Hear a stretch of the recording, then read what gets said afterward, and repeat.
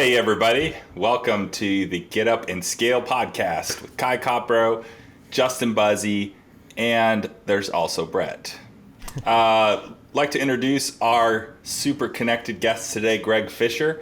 He is well known as the co-founder and CEO of Tripshock, the very popular OTA for boat tours, all sorts of tours, super popular in the Panhandle. He's also the co-founder and CEO of WaveRez. This is a reservation software, res tech for those tourism people out there, if you will. It's a really popular tool. It also integrates great with WaveRez. Most importantly, he is the co-host of the Awkward Water Sports podcast. That's actually how I got to know Greg, and great show. I would say they are in bitter competition with us for the dozens of listeners out there. But I would highly recommend his show. Both Justin and I have been guests on there, so you know it's got to be good. Greg, thanks for joining us today. I gotta work, grind. That's just the way it is. I gotta get up, scale, and grow my biz. I gotta scale, grow, get up, go, scale, grow, get up, go. Thanks, Kai. Glad to be here. Hell yeah. And he has a WordPress plugin for those of you that didn't know. Most importantly. Are we missing anything? Do you have other businesses we don't know about, Greg? Not really, no. You're not like Kevin, and you don't have like some random Jeep rental in Bounce houses like Mississippi or something, or ice climbing business. All right. No, the magic show and the golf cart rental business I sold a few years ago, so... Wait, I'm dead serious. I did have a magic show. Were you the magician? I was not the magician, no. So one of our very popular Tripshock partners in Panama City, he lost the theater. Well, they just didn't renew the contract. And they sold really well. And we just got to know each other. I went to a couple of his shows with my kids. And I said, hey, well, why don't you come to Destin and we'll open up a theater and go 50-50 on it. And that's what we did. So, you had a theater? Yeah, we actually leased out a building and built a theater. It was like a 150-seat theater, and it was kind of like a quasi-dinner show. Yeah. That's crazy. We did this in 20... Wait. Quasi-dinner show? Like, yeah, what's so the restaurant, so the restaurant below, they provided food, so you had an option. But yeah, we ran it for 2 years, and there wasn't a lot of money in it, and we just felt like it was best. I literally just closed the LLC and then just gave the magician I just gave him and his wife the rights to it, they had the rights to it. I just let them say, hey, you don't need me involved anymore, but I'll sell tickets for you still. So they ended up actually moving to just another location in Destin, and to this day they still are up and going. They're rocking and rolling. They're a great Tripshock and WaveRez partner. So cool. It was a great ending to the story, because really they didn't really need me involved anymore. But in the beginning, yes, because just to start a theater and start a entertainment-based business in a beach market is not typically what you do. But he's one of very few entertainers that have actually made a really great living running a magic show. And it is not just like your cheesy family magic show. Like, he's actually really good illusionist. So that's sick. That's so cool. There we go. Learn something new about you already. Yeah, I love these like random little stories that people have about their lives, So, well, when 15 years of being at Tripshock, you see all these different businesses. You see the character behind the business, which is, the founders and the entrepreneurship there. And then you want to, you gravitate to those people, just like Kevin. You see their passion, you gravitate toward them, you want to do business with them in some way, shape, or fashion. So like Tripshock's kind of the first step, because, hey, we're selling tickets for you. But then you actually see under the hood and like, okay, like how can I get in there and actually make it better, or provide, some of my expertise of what I'm learning just through other ventures. So yeah.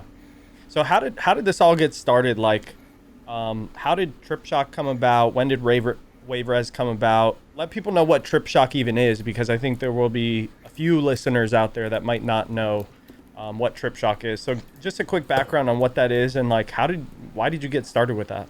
Yeah, so in 2009, I was working at a hotel, and people would come to the hotel and they would ask questions about things to do in the area.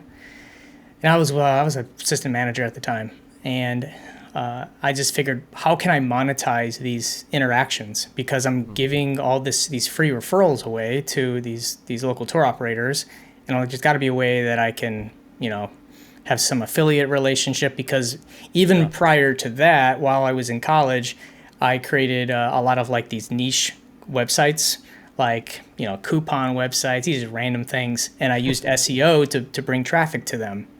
So then, if you're familiar, Justin, you might know about this, but Google AdSense was like a Google program where you can put ads on your blog or website, and people click on those. Google gives you a share of those clicks. So I knew like the SEO, the online marketing game, and also I was really big in affiliate marketing. So I would build these niche websites.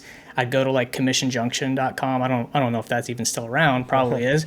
But these businesses. Old school. Yeah, these businesses would give you like 5 or 10% click referrals. So I knew all this, and I said, there's got to be a way for us to do this with the local tour and activity companies in our area. So long story short, I partnered with a local businesswoman who had one of the larger charter fleets. She had a kind of a similar vision, and we partnered together, and we said, okay, let's consolidate all the activities in the area, offer them on one website where they can book. And, we just kind of took the Expedia, commission model, and applied it to tours and activities. Believe it or not, in like 2009, no one was selling tickets online. It was very much phone still. There was maybe like one company in the whole Panhandle that was doing online ticketing at the time. Yeah. So just over the years, we started contracting more and more companies because they were seeing the value of the internet and selling online. So we just slowly grew Tripshock from there, expanding it into other markets in Florida. And then about 2016, 2017, the online reservation software started to come into play for tours and activities. So like Peak and Fair Harbor and all these companies started to come into the market. And Tripshock, this is kind of what we wanted to do in the beginning, but then we really found that, the OTA, the online travel agency side and the reseller side was really growing, so we didn't want to veer away from it. So we tiptoed into it. So we took some of the money we made from Tripshock, and we decided to build the online reservation software, which was soon to be called WaveRez. But we took so damn long to develop that side of the business that all the other companies are getting, 10, 15, $20 million rounds, and they just accelerated building, these softwares out, really, scaled their sales team. By the time we launched WaveRez, we were so late. Like we kind of missed our opportunity in the market. But at the same time, Tripshock did partner with these reservation systems so we could have real-time connectivity. Like Justin, we integrate into Fair Harbor with your system. So, WaveRez really got going. The proof of concept was completed around right after COVID. And then we decided kind of last minute to really hunker down and focus on boating and boat rentals, because a lot of the reservation softwares are going after like a general customer, where we felt like there wasn't many going after the water-based experiences. So WaveRez, if you kind of think about it, WaveRez is like the supply side software where you can manage your business and offer direct bookings, and then Tripshock is the distributor side where we go out there and acquire customers for you for a commission, and they work with each other.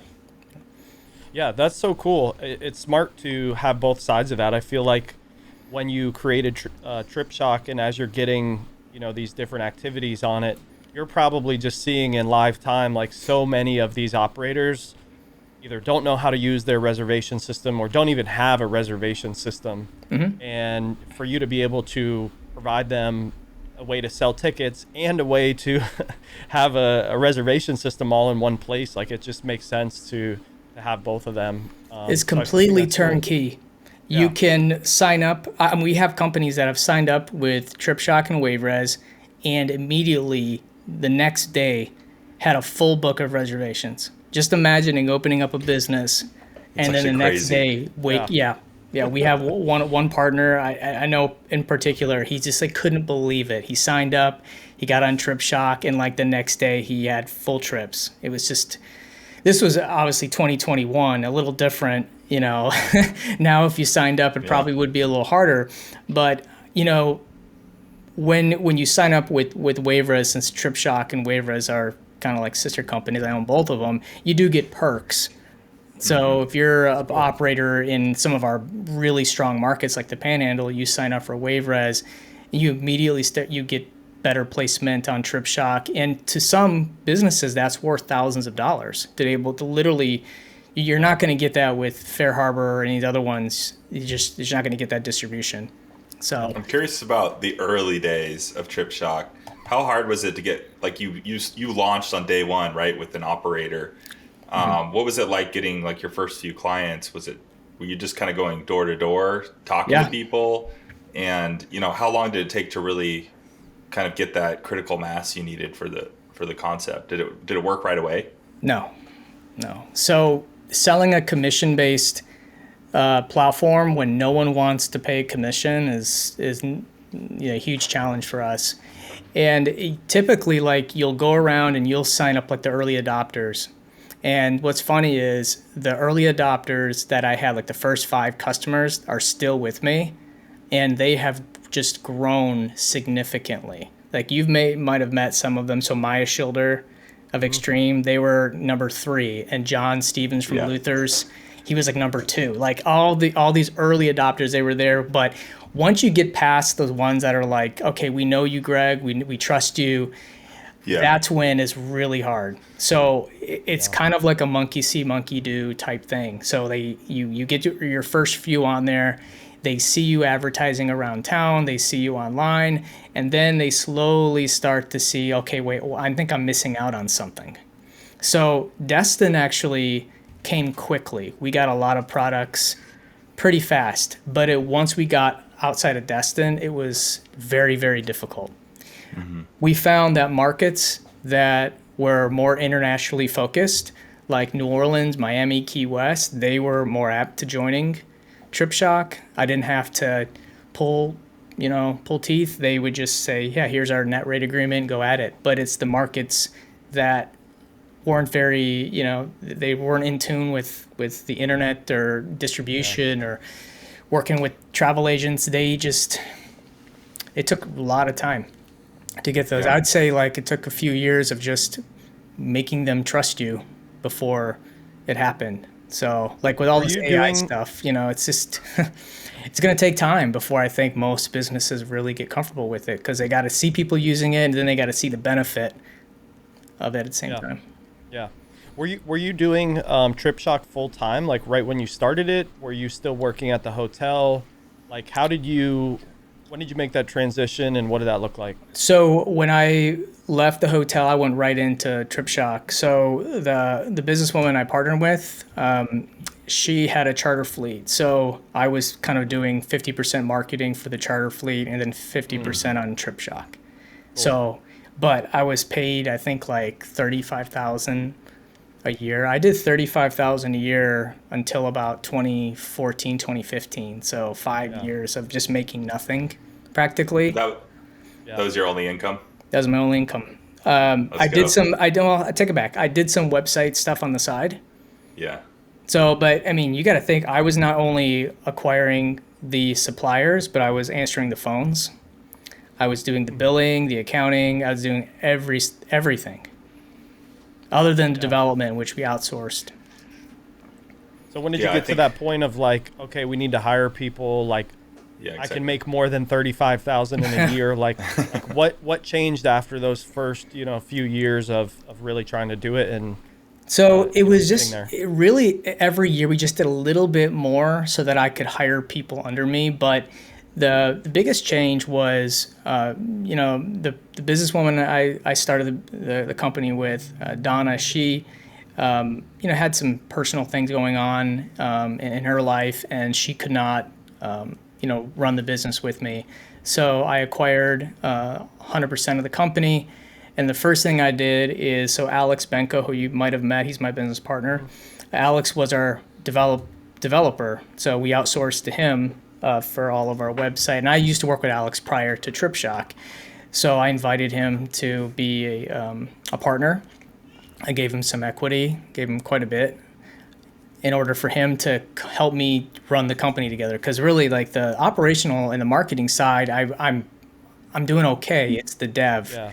Tripshock is a very complex piece of software between all the moving parts that need to happen with the suppliers and the customers and the transaction emails. So Alex came on, and immediately my dev cost reduced by half. So I was able to take that money and use that to hire people under me. And it wasn't until about 2017, 2018 is when we took that big leap where we just grew by double because of integrations with Fair Harbor and some of these softwares that allowed us to sell in real time. So that was the big game changers when we were able to sell real time reservations, because then people were booking last minute. We weren't really set up with our technology, but then boom, like we got last minute real time availability, and things just changed overnight. That's and cool. then you could pay yourself more than 35 grand. Absolutely. I mean, today you make. Oh, okay, good. Oh yeah. But I mean, over the years, Alex and I saw opportunities that kind of got us, into a good place financially. So, I mean, you guys see it in your business too. I'm looking at how some of our tour operators are running their business. I'm seeing, what they could be doing better. And so, for example, in 2016, we noticed that in Orange Beach, Alabama, there was very few jet ski rental companies. And when I did some research, I saw like how cheap it was for rent. I saw how cheap it was to get insurance at the time. And I said, why don't we do this? So we took $50,000, we bought 7 jet skis, we got a slip, we hired a manager, and we opened a business. And that business profited $100,000 the first year on 7, 8 jet skis. We expanded it, and then we ended up selling it to another Tripshock partner for a lot more than what we invested into it. So it was a great deal. I mean, I was ready to get out of it. I'm not into this but there are things like that. There were some real estate opportunities we took advantage of, but you kind of have to look at things horizontally when you're investing in running a company, because you might not see the biggest opportunity that's right in front of you, but to the side might be it. Yeah. So even though you may have kind of you felt late on like WaveRez, right? Because these other big companies took off, but it's interesting because like Tripshock still really benefited from those other companies. So like in one hand you feel like you're a little late to it, but on the other hand, it was kind of good that these other softwares are able to connect with Tripshock and be able to provide you that lifetime availability and stuff. And so that's good. So WaveRez came in what year? 2017? We started developing. So we kind of, I would say we incubated it in 2017, and then we had a couple of our Tripshock partners that used it as like a supply side management tool, but it wasn't a full blown reservation software. And then we just got ready to launch the proof of concept in 2019, and we had a handful of people using it, but then COVID hit, so we kind of took a step back. And then, like I'd say a year or so after the worst of COVID, so like end of 21, early 2022, we started to acquire customers. So we're not acquiring customers at the rate that some of our competitors are, but we're more of our boutique type of reservation software. We work very hand in hand with our customers. They get me, they get our team, our network. We help a lot of people with compliance. So it's a little more hands-on and white glove than most reservation software. So the software is a piece of it, but really I like to go in there and make sure that they are successful and utilizing all the tools we have. Because what I'm finding out is that most people don't use a reservation system for half as what it's worth. They just use the basics, and they don't care about dynamic pricing and the email, marketing tools, promo code marketing. So I kind of get in there and try to make sure they're getting the most out of it. So you do some sense of consulting and listings management as well. Oh yeah. If they ask for it, and they want the help, I'm more than happy to do it. But you'd be surprised how many businesses they have the set and forget it mentality. So I see that on the OTA side as well. Like, oh my God, if you guys just would take your iPhone and get a handful of nice pictures, you probably could increase your bookings substantially. But it's just it's a issue in our industry. You're our first guest who's like on the software side of things. So it seems challenging, right? The software development process, and it seems like it took several years to get it going. What makes software development so difficult? Or is it difficult? Yeah, it is. It's very difficult. I think the main part is finding the labor. So what's special about the Tripshock and WaveRez development team is that all of our team is based in Eastern Europe. So we have people in Ukraine, we have people in Russia, we have people in Uzbekistan. They're all over, and their standard of living is different. So a full stack developer in the U.S. might be 150K a year, where you can go to another country where $25, $30 an hour is a very, very good living. Now, it may, I don't know what the equivalent is, but our dollar is worth a hell of a lot more. So you can get really good talent for the price of you can get 4 or 5 developers for the price of one in the U.S. And I think and the issue is that it's not that you can't find them, it's just you can't keep them because they don't speak English. So my business partner speaks Russian. So on govori po-ruski. Yeah, so we can hire from Ukraine, Uzbekistan, Belarus, all those countries that are, we can't really, it's hard to hire Russian because of the sanctions. We don't necessarily go to Russia first, but all outside, we have great, Ukrainian developers. But that's the first part, is just finding them. The second part is being able to keep them and manage them. So, they want a challenge, they want growth. They want to be inspired, about the work they do. So it's really hard when they're doing the same thing day in and day out, to want to, feel all those things. Yeah. So where is the scope of where it's all at now? Like, how many people kind of work at WaveRez or Tripshock, or is there a total number? And if you're allowed to share how many clients you guys have, I'm really curious kind of, where it's at today and how much it's grown over the last few years. Sure. So our growth is a little funky because you might have seen, but in 2023, we decided to take a new approach to the OTA side, which is we were branded to focus on water-based experiences. We're really kind of calling it a water-based experience in the Southeast. Yes, that's because if you think about it in the country, there's Florida and South Carolina, South Alabama, the Gulf Coast. So that's where a lot of activity in the country is happening. In fact, I think with boat ownership in the country, like 9% of boat owners are in Florida alone. So, and I would say on the commercial, rental, and tour side, I wouldn't be surprised if it's like 15 to 20% of all boat tours in the country are happening in the state of Florida. Like, if you talk to any software company, Fair Harbor, the Peak, Florida is the golden goose of markets. Yeah, it's probably 20% of our franchisees for sure for our boat-based concepts. Yeah, I mean, it's the weather. Weather is warm most of the year, and people come here, and those are the things that they want to do.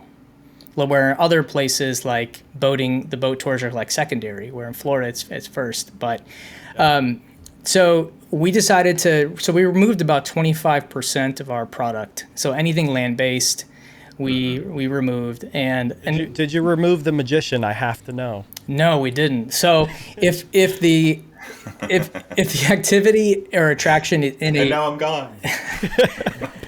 if it's in a coastal market, then we kept some water parks, some land-based walking tours. We kept all of New Orleans and the product there just because it does well. But like Pigeon Forge, Gatlinburg, Branson, some of these kind of like Nashville, we didn't do a whole lot there, but we just really wanted to focus on, the coastal markets and the water-based experiences. So, as far as growth, we removed some product. So right now we sit around about like 1,000 tours total on the site. There's about 4 to 450 suppliers, and we're adding new ones all the time still. And then for WaveRez is an interesting one because we get a lot more inquiries than that we accept, because we don't want really small operators because we know that we can't generate enough booking fees from them. And also we can't take really big ones, like enterprise ones, because we know that we just don't have the tools. So we try to find companies that are between like $500,000 and $3 million a year in gross sales. And at least they have maybe half of that in online booking revenue, because again, like we're a small team. We want to make sure that we're able to give the white glove support. So we have about 50 or so clients on WaveRez. And lately we've been growing that, a few each month. My goal really with it is to have a few hundred. Yeah. And that's like, will be the extent of probably what we have, like 300 really solid clients that are consistent, do enough revenue to support the system. And providing a lot of white glove support is something that I think might be missing from some of your competitors. I think maybe some of the philosophy comes from the fact that it used to be like flat rate versus service fees. So you got, not these booking systems weren't always set up to where if they make more money, the booking systems make more money. And you just popping in there and saying, hey, why aren't you running promo codes? Why don't you have add-ons? It's kind of like a consulting piece of it as well. Yeah. Yeah, and I had someone ask me the question the other day about the pricing model for reservation software. Like, most of them charge the customer a booking fee of between 4 and 6%. Some of them do a flat subscription of $100 a month or $50 a month. And I'll tell you, the flat subscription model just is not scalable.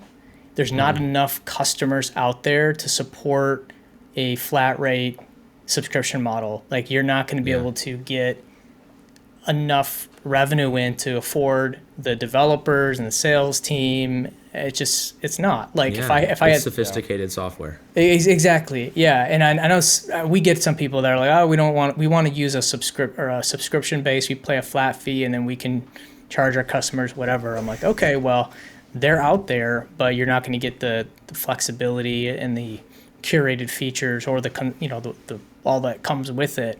But I do feel like over time, those booking fees that are charged to the customer, they are going to soften or lower. And we might see a subscription model come back. But again, if you want something that's based on boating and water, then you're going to have to pay for like custom features.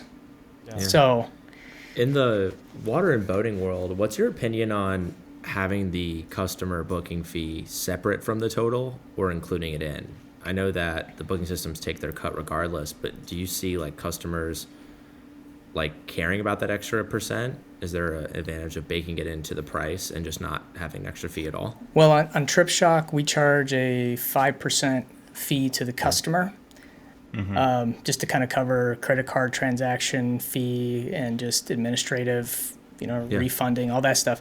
But I think out of the hundreds of thousands of bookings we've done last year, maybe like 3 people has said that I'm not going to book because of the 5% booking fee. I really think that most platforms now, whether it be DoorDash or whatever, they're all charging these service fees. But it's Yeah, also I used to. about how you tell, create the narrative about those service fees. Like DoorDash, if you read their service fee, I mean, they say, hey, this is what it costs to keep this platform running, but I don't have a Yeah. problem paying it because as a software, provider, I understand what it takes to build and operate, and I think most people do, and they don't mind paying it. Like the DoorDash has to make money, Yeah. so. I want your just- I want your opinion on a specific example. Or Kai.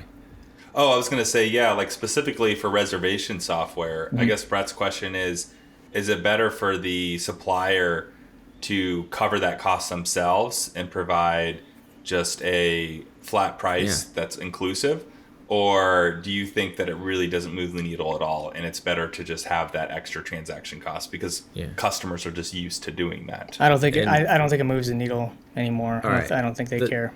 The What specific do you think example for the high dollar value tours? Because that's where I see it come into play. Like we'll sell $2,000 boat tours up in Long Island, and we definitely hear people grumble about it. Do you think it makes a difference when you start to go up in transaction Oh, yeah. size? I mean, perfect example. I was ordering something. I forget what it was.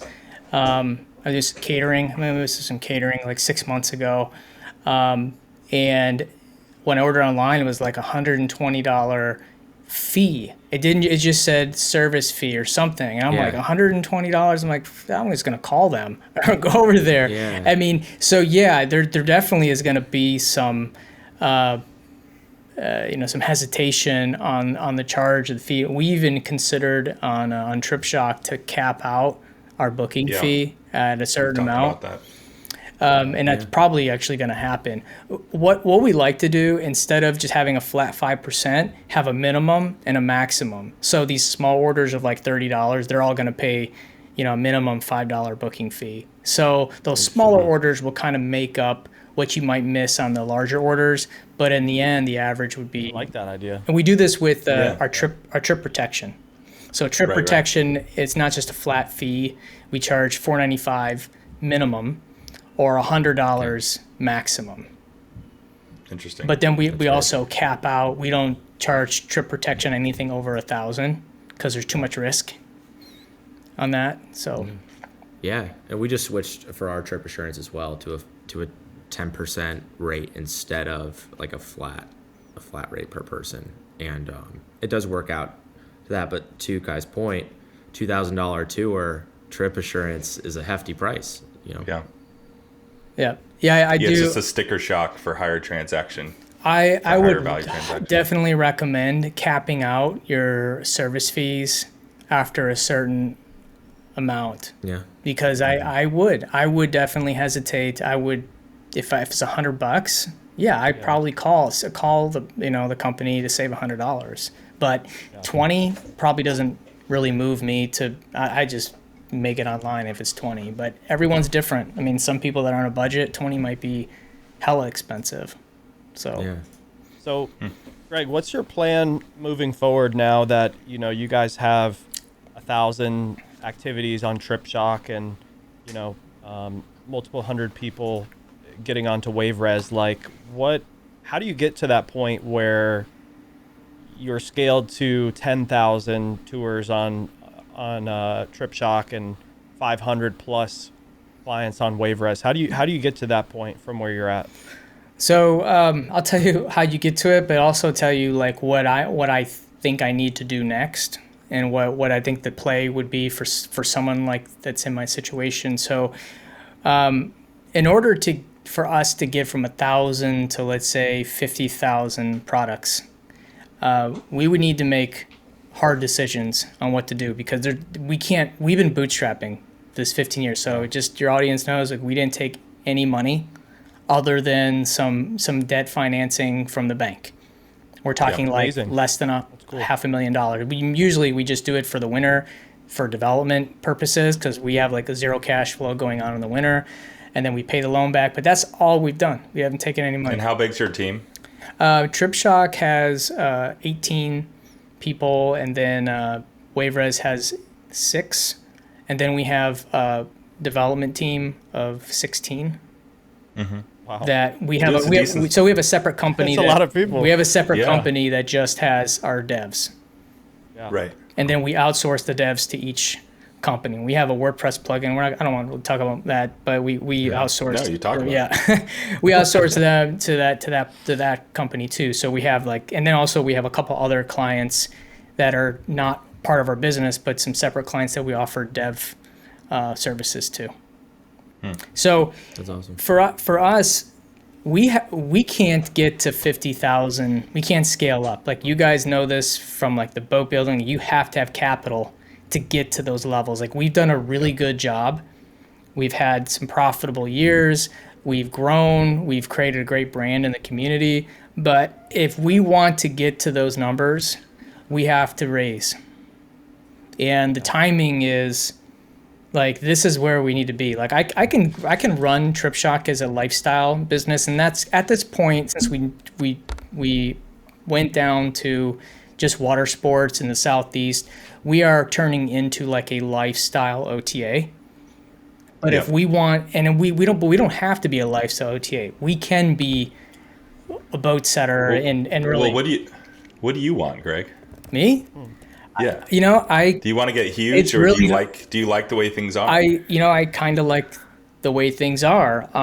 Now, some other person could come in, another company that could say, well, we want to scale this and we want you involved. Like that's an option, right? But we really are in that position. Like we have to make a decision in the next couple years probably is like, do we want to scale this and raise money? I have the formula for that. Or do we want to continue running it as a lifestyle business where I take a nice salary, a small profit share every year, and get on nice podcasts like this and talk business? That's kind of like where 15 years into this, like you kind of have to shit or get off the pot, kind of thing. Yeah. So, but we're not going to get to 50,000 suppliers. We're not going to grow WaveRez to 1,000 clients without some serious capital and strategic investors. Yeah, I actually love that you guys got rid of most of the land-based activities and became just this water sports OTA. I think that was like an incredible move that you guys did. How did that like come up in your guys' conversations? Like, did it just pop in your head one day like, hey, I need to do this? Or did you feel like you just had too many categories on the website? Like, what made you niche down to just water sports? Yeah, a little bit of everything what you just said. So we noticed over the years that we kept growing and scaling into like water-based communities. We also know how to market and acquire customers for water-based experiences. And it's just something that we fell into being in this industry. And it's like, why are we wasting our time signing up these walking tours in downtown Nashville that we don't really know how to get customers for cheap? And it just turned into one thing that we knew like it's never going to work unless we just change our entire direction. But how is it hurting you? I guess what I'm curious is like, what harm was it doing? Was it distracting you guys? Distracting. And then I'll give one example. I went to Arrival and someone from one of those destinations came up to us and basically was saying like, it was just a big waste of time. Yeah. It's a big waste of time. Yeah. We work with you. We spent all this time putting our listings up and getting photos, and we got one booking from you, and it's just a big waste of time. Yeah. And then my team gets kind of discouraged that they put a lot of work in dealing with this person, and then it's also a waste of time on your guys' end too. Exactly. If there's only one booking, it's like you didn't want that to happen either. So to sign up a partner and onboard them and make them live with 2 listings, it costs $750 in labor for my team.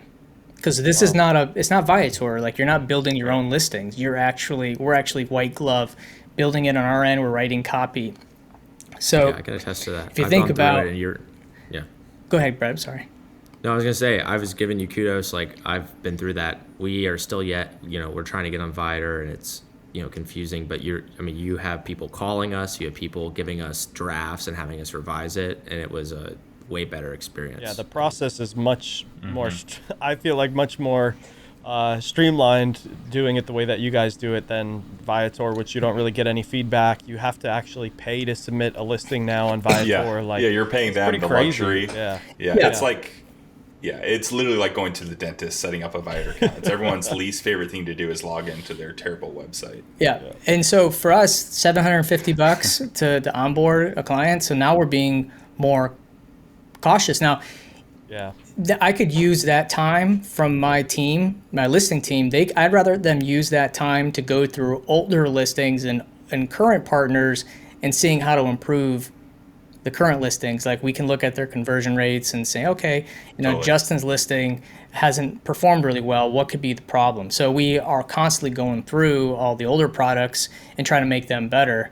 And that's kind of like the biggest thing in business, right? Like, why focus on constantly adding new products when you have great products that just need a little lift that could move the needle pretty significantly, so. Totally. It's 80-20 rule. We keep talking about this in tour scale, right? Yeah. It's like 80% of the rewards come from like the 20% of stuff you do, right? And so we've been doing the same thing when we have our conversations. It's like, we got to focus on what we know drives results, right? You don't want to spread yourself too thin, get distracted with all these shiny objects. I love that you did that. Yeah. It's smart. So we got rid of just our Google Ads campaign. We had 1,000 campaigns running simultaneously with all these markets and all these different categories. And now we have maybe 90 because we're only focusing on, the better producers and the water-based experiences. So even, when you are working with less campaigns, then the Google's machine learning is actually going to help you because it's really focusing in on a similar class of category. So So what are the big drivers for your business? Because I think these will probably apply to our businesses too, but what are those big drivers for Tripshock? From a B2B or B2C? Are you talking about from a acquisition B2C? Channels? B2C. So it's changing a little bit. It used to be 95% Google paid and Google organic, right? Okay. So now it's we're seeing more affiliate and referral marketing. So we decided last year that we really want to focus on B2B partnerships. And we have an affiliate program, which is really great. And we split the commission with the person. So we're now going after property managers, publishers, bloggers, influencers, so anything other than Google. And the thing about non-Google and working with affiliates is that a lot of these companies don't have a way to monetize the interactions with their guests, like property managers or publishers, like their readers. They have this awesome blog about what you can do in Miami or Destin or Key West, but they have no idea how to take that piece of content that's getting all this traffic and make money from it. So we work with a lot of bloggers, especially these mom bloggers that write this blog and it just happens to go viral and get thousands of visitors. And now we can actually turn that into real dollars for them. And the most exciting thing is Airbnb Superhost, where they're getting all these bookings and then customer, what do we do? What do we do? Exactly. And and some of them are actually trying to be creative and create their own shops and stuff. But we're rolling out next week. So what does that look like?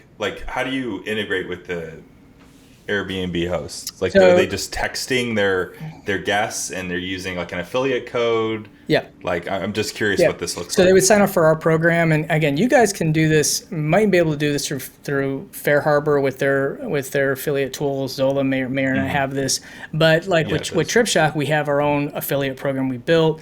They would sign up. They would get a link that has a unique URL structure. Yeah. They put it into their confirmation emails, so the guest clicks it, and then whatever they book, they'll get a portion of it. Yeah. But we're expanding this a little bit further because it's not that simple. Some of the big property managers, they're very brand first folks. They don't want to send people to tripshock.com. They want to be able to own the ecosystem and make sure that there's some brand consistency. So we're building a co-branded portal, that has their logo on it. They can curate the offering, so they only sell what they feel like they want to sell to their guest. We have some tours that just really are, not really for that type of customer that they're trying to attract. So they're going to build these portals out, and then that way the customer stays in their ecosystem the entire time. And is it a link, or do you have embeddable? It's actually we give them like a domain. They create a domain with their brand. Nice. Yeah. So it's just powered by Tripshock type thing. And this is not a new idea. You see this with other companies. I would say Expedia is a great example of like, if you have a blog, you put the Expedia affiliate embed on there, and then if people are booking hotels, the website gets a cut. So this is just we're giving them like another version of Tripshock, but with their logos and their branding. Yeah.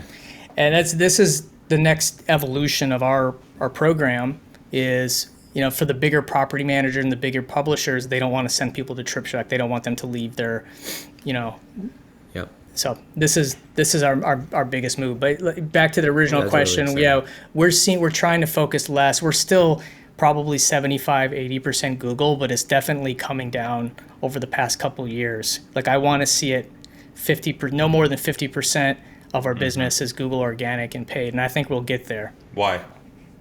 Why? Because I cannot control what happens on Google. Even with the paid, like it was so funny is the past couple of years, I'm giving Google $5, $6, $7 a click, and I still can't get my ads to show. Yeah, and you don't know why. And I don't know why. Box. I don't know why. So and it's extremely frustrating because everything is on par. Like the landing page quality, everything, it is only showing 30% of the time. And I'm like, where are my competitors at? Like, what is going on? Like, I'm giving it $7 to spend, and it still won't. So I can't run a business when I can't rely on those channels anymore, even organic. I'm number one in multiple searches, and I get 3% click-through rate because there's so much garbage on top. There's your things to do carousel, the stupid maps. There's the maps screw everything up with SEO. And then we found this. Yeah. Crazy. Sorry. I know. Then you have 4 ads on top. There used to be 3. Now there's 4. Yeah. And on mobile, right? So mobile, you're basically on page 2 if you're number 1 organic. So, and if with site extensions, there's 4 sublinks per paid ad above you. Yeah, absolutely. What about Meta? Meta. So we get a little business from Meta. I would say it's in the probably single-digit percentage, but we use Meta mostly for remarketing, and we do like some geo-fencing in certain areas, but we never really saw, the good numbers. Now on the remarketing side, it's great. Cart abandonment remarketing, but if we're just trying to get new customers, if we're just trying to acquire new customers from it, it's probably more than what Google is from like a return ad spend, or less, I should say.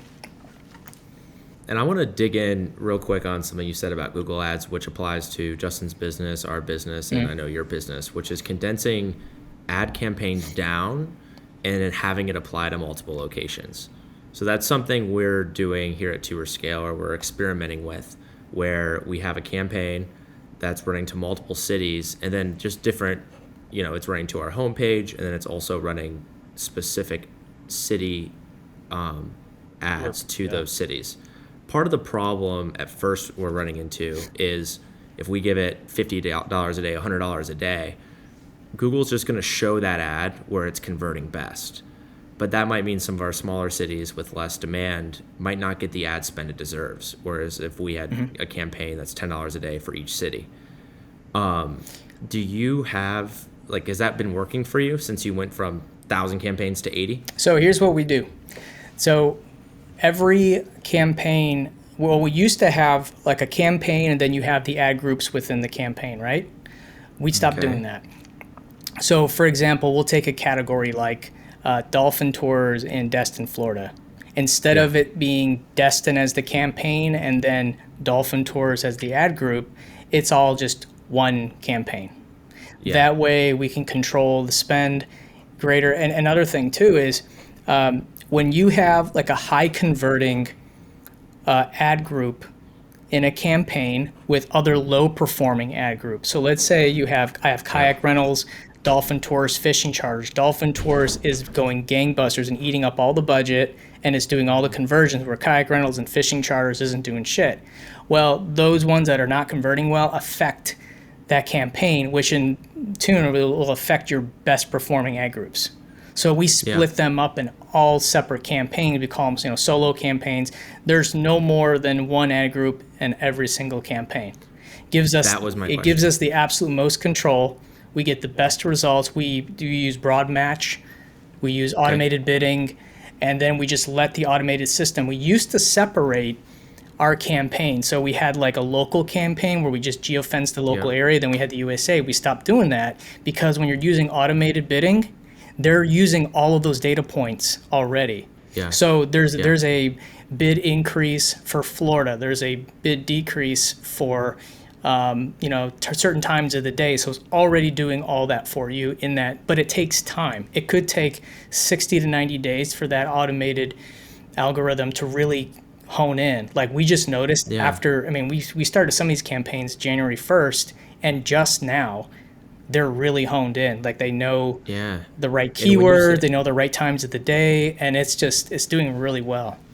Just to clarify, so when you say automated bidding, you're not talking about setting up bidding rules and like automations. You're talking about letting Google take the wheel. Yeah. So using broad match, just like the song. Just using broad match. We use T-Row. Google take the wheel. So when you add a location, obviously it's people that are in that location or are interested in that location, and Google knows the difference and does that for you. Yep. So it will bid more for people that are in market and bid less. Now it takes time. You got to give it. Okay. Once it gets but you're not intervening at all to see that. You're just seeing those keywords in those different segments. Yeah. The only thing that we do, supply and demand, basically, to do it. The only thing that we do. From like a management standpoint is we use negative keywords. So every week we'll go in there, and if there's some wild ass, keywords that are getting clicks for, we'll add them as negatives. But for the most part, I bet you have 5,000 negative keywords at this point. No, actually we don't. Google. So on Bing is a nightmare. Don't ever use broad match if you do Bing ads. But on Google. You'd be surprised how good it's gotten lately. Typically, I should never do broad match on Google, but now I use broad match and automated bidding for everything. Yeah. Wow. Sweet. Greg, Sounds like you just got a masterclass from Greg. Yeah, and for everyone listening, there's a lot of operators out there that kind of are managing the Google ad campaigns themselves, or they have like a freelancer or someone doing it. What's your advice for them where, let's just say, your budget for Google ads is $1,000 to $2,000 a month? Do you recommend they go in there and do their best with that budget, or spend the $500 to $1,000 for a freelancer or agency to manage the other half? If you have $1,000, take an ad course, like a basic ad course, and I wouldn't do automated bidding. I'd do manual bidding. Focus really, hone in on like your best products. Make sure you're using like phrase and exact match. Don't do anything crazy. Okay. And just get a feel for it. Make sure you're using budgets. For crying out loud, just use freaking budgets. Put $10, $20 a day. Or because most of the problems I see with people getting into it is that they don't put the budgets and then they spend the $1,000 like in a day, because you can. Yeah. I've seen it happen. It happened to me. Yep. Manage. Do you maximize conversions or maximize clicks if you're that small operator? I just do manual click with enhanced CPC. Okay. Nice. Do you like search campaigns, display campaigns, PMax, Performance Max campaigns? Which ones do you like the best? So display campaigns for remarketing only. Yep. Or you can geofence and do display campaigns. Don't ever do display campaigns just because Google said to do them. And I mostly search and Performance Max campaigns. I do automated bidding for everything. Now we're spending $1 million plus a year in Google Ads. So, but if you're a small business, I would stick with search, geofence, display, small budgets. Keep it real simple. Take a class, learn the basics. Once you get a little comfortable with it, you have a little more to spend. Then I would look to hiring an agency to do it. Okay. Yeah, you're saying learning yourself first, so you know what to look for when someone's managing it for you. Yeah. Oh, yeah.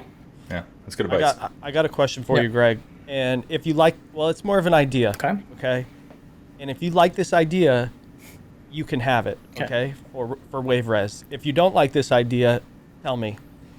So when I was working at Golf Now, they came up with a branch of Golf Now called Golf Now Plus, and essentially they charged any golf course an extra 5% to be a part of Golf Now Plus. When you sign up for it, you get a revenue specialist and a marketing specialist that help manage your pricing, your availabilities, your capacities, so on. And you get a marketing specialist that helps you do marketing, come up with campaigns, do all of these things. Why doesn't any booking software do something like that? That's a good question. I mean, we do this with WaveRez regardless. Do you think people would give you more than 5%? Do you think? No, they wouldn't. You charge them right now 5%. Would someone give you 10% if it came with those two people? If they Zerv tried that, Justin. Did they? You remember Zerv? Yeah. Anyways, side note, they did do that. It didn't work. No, they went bankrupt like in 2014. So if the great idea. Yeah. Well, I'll tell you. I'm just curious. If the operator cared enough about their pricing and rate management, then it would work. But the reality is that only a few really do. True. What about taking pricing out of it? What if it just comes with a marketing person? No, you got to think of most boat tour and rental operators, they care about very few things. And one of the most important thing is, how can I manage my customers and streamline the check-in process to get them out? But when they think about marketing and distribution, believe it or not, like you would think every WaveRez customer uses Tripshock, and that's not true. I would say only like half of them do. And they're in markets that they're like Destin. It just blows my mind. Like, you get all this free placement, and they don't want to pay commission, they don't want to deal with distribution. It's like very foreign to them. So until to me, like I think one of the new businesses that I would start is like an OTA or distributor consulting company, where we come in and we look at your business and see, okay, these are all the distributors available to you. Let's create a plan to get business from them and work with the OTAs to get placement. And there really is such a lot of, I would say, disinformation about OTAs and the benefits of them and how to use them. They just think that they take a bunch of commission and they do a terrible job managing you. But some of them, that's true, but it doesn't mean that you still shouldn't use them. Yeah. So it'd be like a middleman consulting firm, basically, to go in and kind of manage the OTA process. Yeah, if I could say, manage your listings. Like Kai, like for your franchise, if I said, hey, can I come in I can go in your franchise and I can raise your revenue 5% through OTAs, would you do it? 5%. Of all, maybe 10%. Yeah, 10%. Let's say 10%. If I can I'm in for 10%. So if I can come in and raise all your business 10%, even if I just told you that, I don't know if I could do it or not, but if I just did a consultant. You're saying net commission 10%. Yeah. After commissions, then I'd say yeah. I mean, it's just I think, but I really think that's the kind of the next step. If someone's willing, I know like Jason Crotto at Horizon, he does like similar things like with revenue management, but I think like our industry lacks revenue management, distribution management more than anything. Like in hotels, there's tons of companies, revenue management companies that come in and look at your OTA and distribution strategy. Hasn't happened yet, but it will. Well, it will, yeah. I mean, I think the real reason why we've always talked about like the res tech and the tourism industry is 10 years behind, the ecosystem is behind, but also just the size of the market is smaller, and I think that's why things come later. Like you think about the size of the hotel market versus the tour industry, they're so much bigger. There's so much more revenue to manage. Yeah. So they got dynamic pricing, 15 years ago, whereas, we're just starting to see that come in the tourism industry. Because private equity is like, all right, what's left? We've already conquered these fields. We're going into tours next, but we are smaller, right? I think in the overall tourism dollar spend.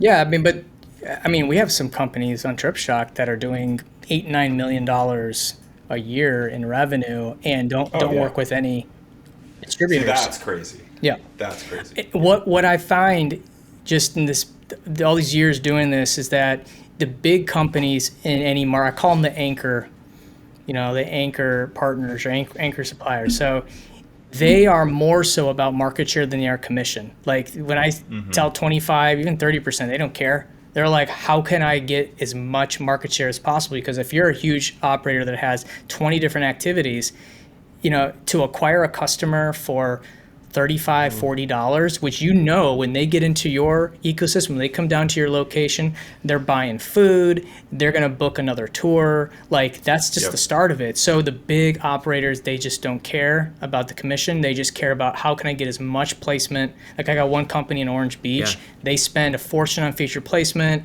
They give good, they do. And he blankets the entire website. If anyone else comes on, he's like, he'll just start another company just to have another placement on our site. It's crazy. So, but we see that in multiple markets, like these big companies. And honestly, that's the best strategy. Yeah. Every company gets like that though. The bigger you get, your emphasis does move from, how do I maximize profits to how do I maximize market share, right? Because when your horizons get bigger, think about the large booking systems. What's more important to them, the bottom line or market share? Well, market share, right?